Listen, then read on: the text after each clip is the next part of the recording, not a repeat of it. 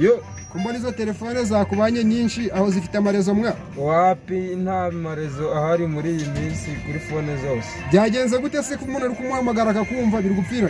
Shazi sho kuba ari ikibazo cya network mu gihugu ku bantu bose batunze mwe. Rero ntago ndi kubyemera. Ibaza ko umuntu ari kuguhamagara ukamwumva 100%. Oya ntago uri kumwumva 100%. Nora oya ari kumpamagara nkamwumva ariko akambwira ko atari kumwe. Oya Nekaza mubwire. Izi telefone tugiye kuzisimbuza zazindi ngo za karasharame. Ndabona ariyo gahunda karasharamye ntago yigeze ibura n'amarezo n'umunsi n'umwe. Aho nyumvira abantu bose bacitse igikuba bagiye gukoresha telefone zose. Izo zose bugwa ni izawe. Izi fone? Oya n'abakiriye bazizanye bose bari gukoresha ngo amarezo. Nora se nk'umuntu w'umutekinisiye nkawe ubu maze gukora zingahe?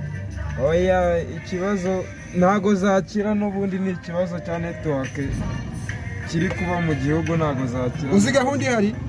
Nuko uzajya ushaka umuntu ukajya kumureba iwe ukamubwira icyo bamushakiraga. None wabigira ute? Ngaho nyumvira. Abantu ke twariyemeye ngo dufite gatushi ngaho ubwo se.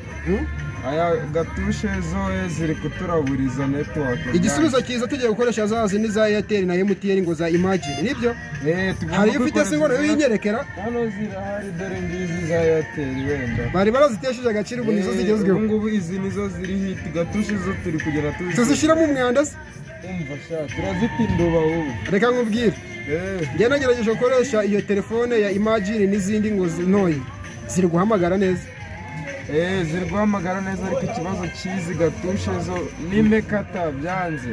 Nurwo runini se urwo ndi kubona rw'ubururu narwo rwapfuye. Uru? Nago byanze gwagwenge. Niba byagwenge abatekinisi bagiye kubona akazi.